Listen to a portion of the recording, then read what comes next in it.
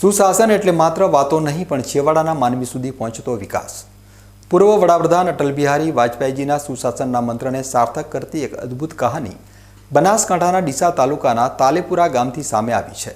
અહીંની એક દીકરીએ સાબિત કરી દીધું છે કે જો મનમાં કશુંક કરી છૂટવાની તમન્ના હોય અને સરકારનો સાથ મળે તો આકાશની ઊંચાઈઓ પણ નાની પડે છે। મિકેનિકલ એન્જિનિયરનો અભ્યાસ કરનાર આશાબેન ચૌધરી આજે ખેતરમાં ડ્રોન ઉડાવીને માત્ર આત્મનિર્ભર જ નથી બન્યા પરંતુ લખપતિ દીદી બનીને અન્ય મહિલાઓ માટે પ્રેરણા સ્ત્રોત બન્યા છે। નમો ડ્રોન દીદી યોજના હેઠળ આશાબેનને સરકાર તરફથી 17 લાખ રૂપિયાની સહાય કીટ મળી છે, જેમાં હાઈટેક ડ્રોન, તેને લઈ જવા માટે ઇલેક્ટ્રિક રિક્ષા અને જનરેટરનો સમાવેશ થાય છે। પુણે ખાતે પ્રોફેશનલ ટ્રેનિંગ લીધા બાદ હવે આશાબેન પળવારમાં જ એકરના એકર ખેતરમાં જંતુનાશક દવાઓનો છંટકાવ કરી રહ્યા છે। જે કામમાં કલાકો થતા હતા તે કામ હવે માત્ર 7 મિનિટમાં જ પૂર્ણ થાય છે, જેનાથી ખેડૂતોના સમય અને પૈસાની મોટી બચત થઈ રહી છે। આજે આશાબેનની સફળતાની ગુંજ માત્ર ગુજરાતમાં જ નહીં પણ છેક મધ્યપ્રદેશ સુધી પહોંચી છે, જ્યાંથી તેમને ડ્રોન છંટકાવ માટે મોટા ઓર્ડર મળી રહ્યા છે।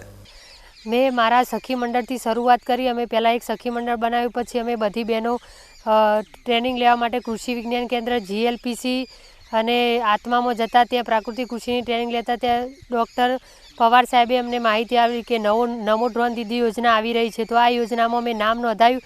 પછી મારું ઇન્ટરવ્યૂ થયું। ઇન્ટરવ્યૂ થયા પછી અમે પૂના ટ્રેનિંગ માટે 15 દિવસ ગયા। ત્યાં ટ્રેનિંગમાં એક્ઝામ પાસ કરીને મને ડ્રોન પાયલોટનું લાઇસન્સ મળ્યું। લાઇસન્સ મેળવ્યા બાદ મીડિયા ભાઈઓ દ્વારા ન્યૂઝમાં આવી ગયું હતું, એટલે બધાને ખબર હતી કે અમને લાઇસન્સ મળી ગયું।